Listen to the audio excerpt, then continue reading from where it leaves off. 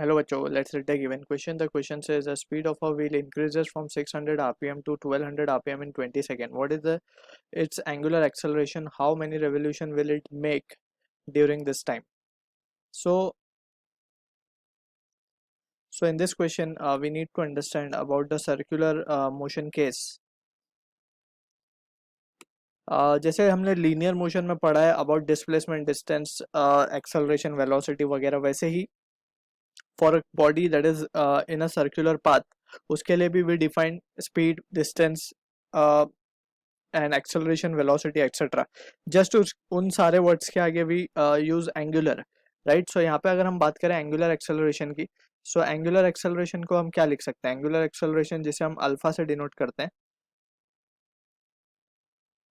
Is nothing but it is d omega by d t, यानी rate of change of angular velocity is what angular acceleration. जैसे हम acceleration को define करते थे rate of change of velocity, so वैसे ही हमने यहाँ पे एंगुलर एक्सेलरेशन को डिफाइन किया है rate of change of angular velocity with time. ठीक है. अब फॉर लीनियर मोशन के केस में we have three kinematical equation which we commonly use, that is v bar is equals to u bar plus a bar into t.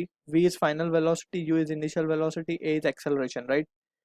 Second था हमारा displacement time equation, that is s bar equals to, that is the displacement, u bar into t plus of half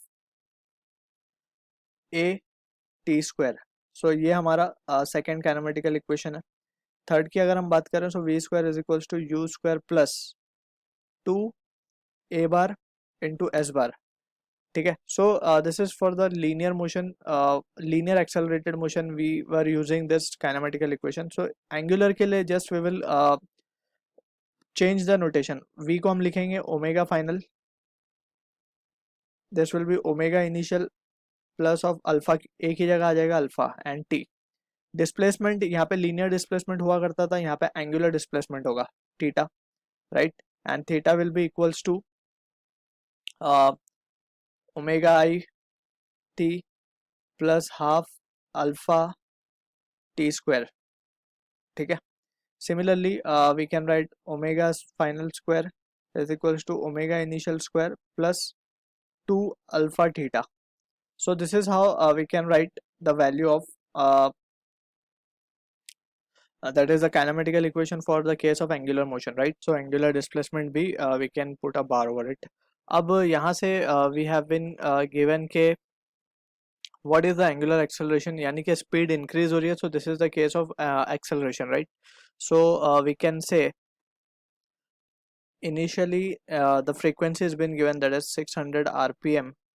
so इसको हम convert कर लेंगे rps के अंदर. so हमारे पास जो value आएगी वो क्या आ जाएगी, that will be 10 rps. and similarly number of frequency, that is frequency final हमारे पास क्या आ जाएगी 20 rps. ठीक है ना. 1200/60 करेंगे तो 20 rps आ जाएगा. अब यहाँ से we can use the first kinematical equation to get the values. So we know के ओमेगा को हम क्या लिख सकते हैं 2 pi n. So omega is 2 pi into n. So यहाँ पे हम लिखेंगे 2 pi n f will be equals to 2 pi n i plus alpha into t. So यहाँ से वी कैन से 2 पाई एन एफ यानी कि 40 पाई हो जाएगा ये, minus of this can be written as 20 pi divided by 20 and that will be equals to alpha. so ये value आएगी 20 pi by 20. so pi की वैल्यू आ रही pi radian per second square. we are getting the value of alpha, that is angular acceleration हमें मिल रहा है. अब angular acceleration के बाद we are interested in calculating number of revolutions. So for that we can again make use of the second kinematical equation जिससे हमें theta मिलेगा. अब थीटा मीन्स द एंगल, यानी कि कितना एंगल उसने कंप्लीट किया है सर्कल में, right. So total angular displacement हमें मिल जाएगा. अब उससे वी कैन से कि लेट्स से थीटा एंगल में उसने एन चक्कर किए. सो वी कैन से एक चक्कर में 2 पाई रेडियन वो सर्कल कंप्लीट कर सकता है. So accordingly we can say total angle में कितने कवर करेगा 2 पाई इंटू एन. एन चक्कर हो गए 2 पाई एन, राइट. एक चक्कर में 2 पाई, सो एन चक्कर में 2 pi N. so that will be the value of theta. so theta we can calculate using this relation, that is omega it plus of half alpha t square. so यहाँ से we can substitute omega I को हम क्या लिख सकते हैं 10 पाई into this value, we can say it as to be 2 pi into ni, यानी कि 20 pi into t20 है plus half into pi into 20 का स्क्वायर. सो यहाँ से जो रिजल्ट आएगा हमारे पास वो आ जाएगा 400 pi plus of this can be written as 100 pi, right. 400 by 2 that is 200 pi आएगा ये भी,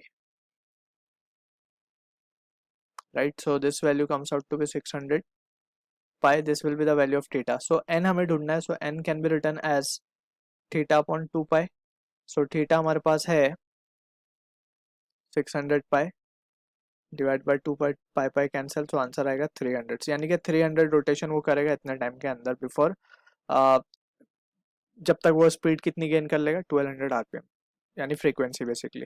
सो this is the answer to the question. I hope you understood the solution. All the best.